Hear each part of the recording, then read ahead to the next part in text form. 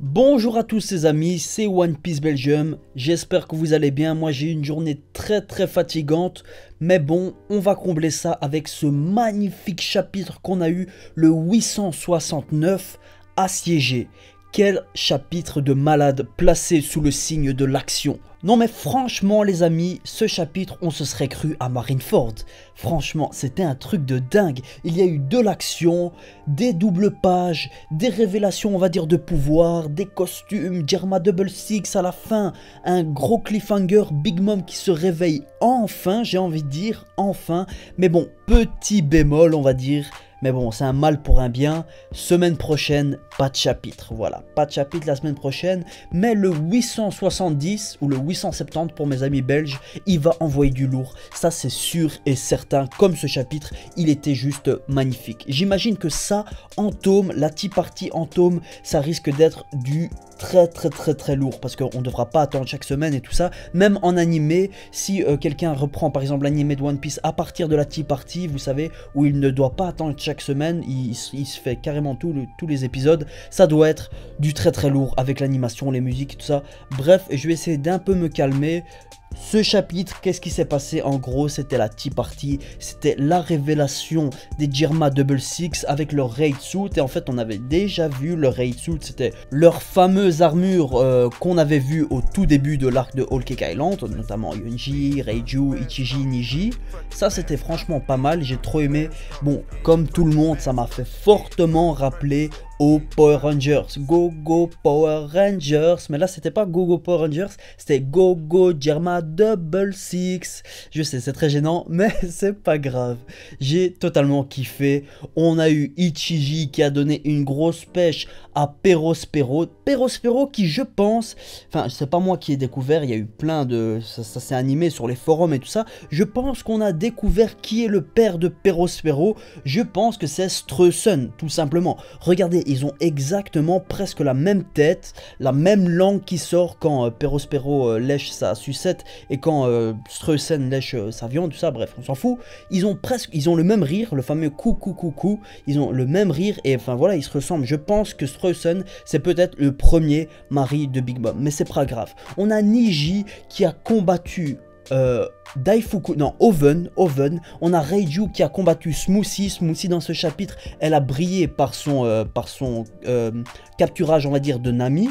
C'était franchement pas mal, on n'avait pas trop vu Smoothie dans les derniers chapitres, mais ce chapitre, elle était utile, et on a eu Yonji qui a combattu Daifuku, le génie de Daifuku, qui est complètement enrobé de Haki de l'armement. Franchement, il était lourd. J'aurais voulu voir un peu un combat avec Judge. On n'a pas vu Judge se combattre, mais c'est pas très grave. Ça faisait très longtemps que je voulais des combats avec les Germa Double Six. Et voilà, on a eu la vraie puissance des Germa Double Six. Ils ont carrément balayé les enfants de Big Mom. Bon, il n'y a pas eu Katakuri parce que Katakuri, voilà, c'est vraiment l'homme, le bras droit, on va dire, de Big Mom. C'est un peu le Marco de Barbe Blanche pour Big Mom. Et il est vraiment super puissant. On l'a vu dans ce chapitre, c'est lui un peu qui commande tout quand Big Mom n'est pas là. C'est lui qui a bouché les canons de Big Father de Capone. C'est lui qui a récupéré Brûlé. D'ailleurs, Brûlé, voilà, elle n'est plus avec Capone, César et tout ça. Maintenant, elle est dans le camp de Big Mom. Donc voilà, ils ne pourront pas utiliser les miroirs.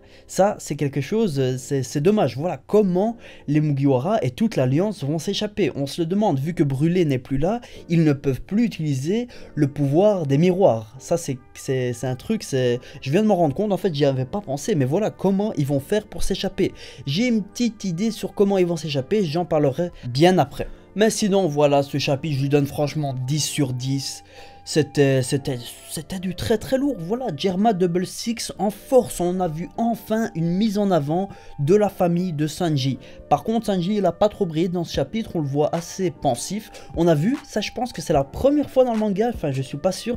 On a vu Sanji qui portait Nami. Et pour une fois, ses yeux, ils ne se sont pas transformés en cœur. Voilà, c'est une petite anecdote, on s'en fout. Mais c'est pas très grave. Sinon, on va passer maintenant à Capone. Capone nous a un peu expliqué, on va dire, le pouvoir de son Big Father. Donc c'est bel et bien une grande forteresse. Il n'a pas révélé si c'était l'éveil de son fruit du démon ou pas, mais moi franchement je pense que c'est son éveil. Il y a beaucoup de gens aussi qui le pensaient dans les commentaires.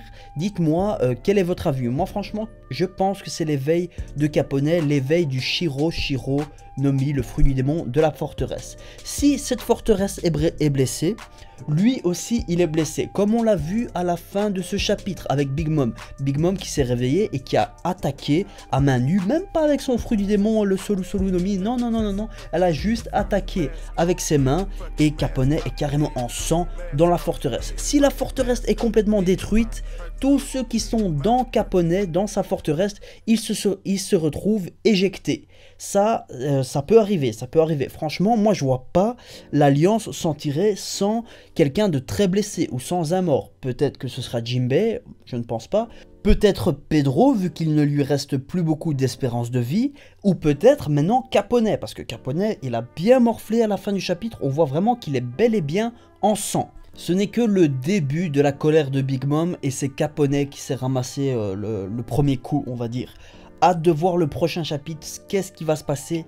Big Mom a dit à Capone que tu as essayé de me trahir, donc normalement il va mourir, ça c'est pas presque sûr, mais voilà, c'est une possibilité, peut-être que Capone va mourir, mais les Mugiwara et toute l'Alliance, comment vont-ils s'échapper et comment vont-ils faire face à tout cette armada de puissance qui est Katakuri, Smoothie, Daifuku, Oven, même s'il y a les Germa Double Six, la balance est un peu déséquilibrée. Comment vont-ils faire? Moi, j'ai plusieurs solutions.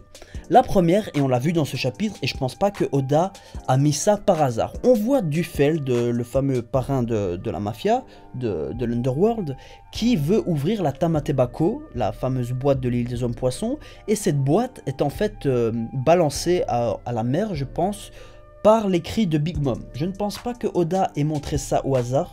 Peut-être qu'il y aura un événement extérieur à cette Tea Party qui va faire que les Mugiwara et l'Alliance vont s'échapper.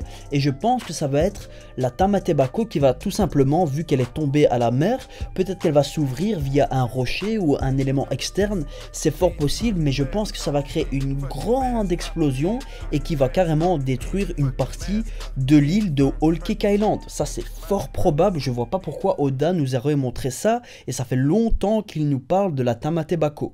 Voilà, ça c'est la première solution. La deuxième solution, vous savez, dans One Piece, à chaque fois quand il y a un grand événement, Marineford, Shabaudi, qu'est-ce qu'il y a eu d'autre?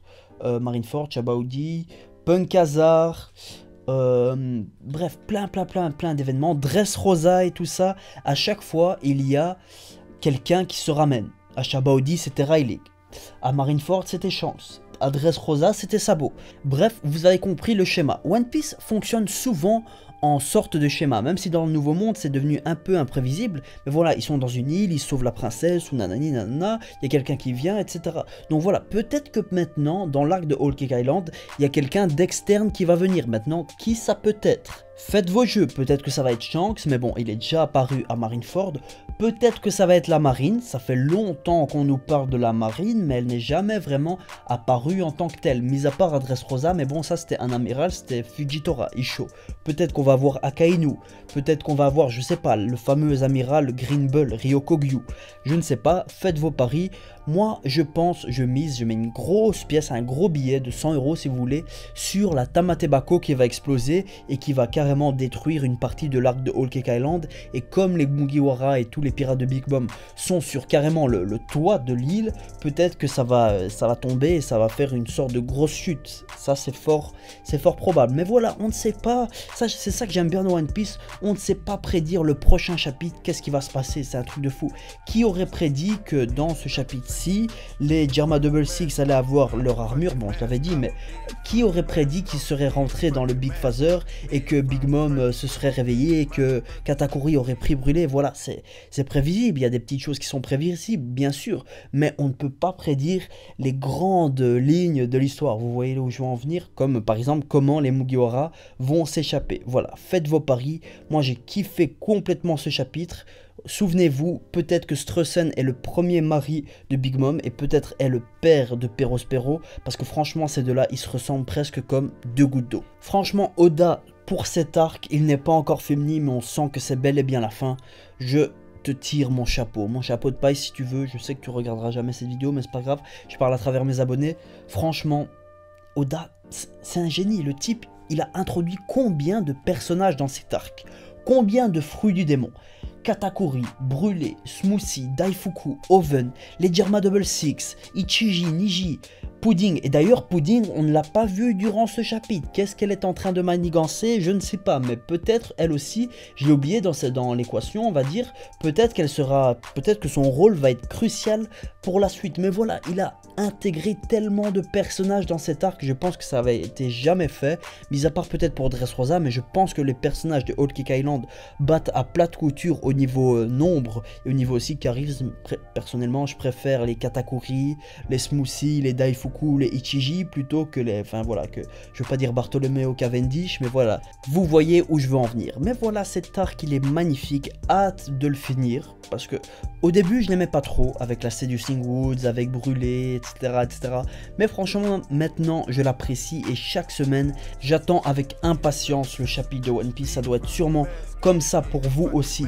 Voilà les amis, j'ai fait le tour de ce chapitre. Je pourrais en parler pendant une trentaine de minutes, mais je préfère m'arrêter parce que quand même 17 minutes, 18 minutes de review, c'est quand même un peu long à regarder. Pour moi personnellement, je préfère faire une review de 12 minutes, 11 minutes.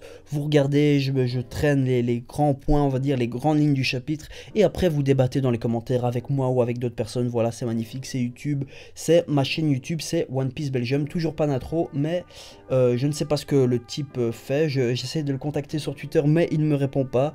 C'est très bizarre, mais s'il ne me donne pas d'intro, ben c'est pas grave, je peux rester sans intro pendant 2-3 mois. Ce n'est pas un grand souci. Voilà les amis, c'est la fin de cette review. Merci de l'avoir regardé.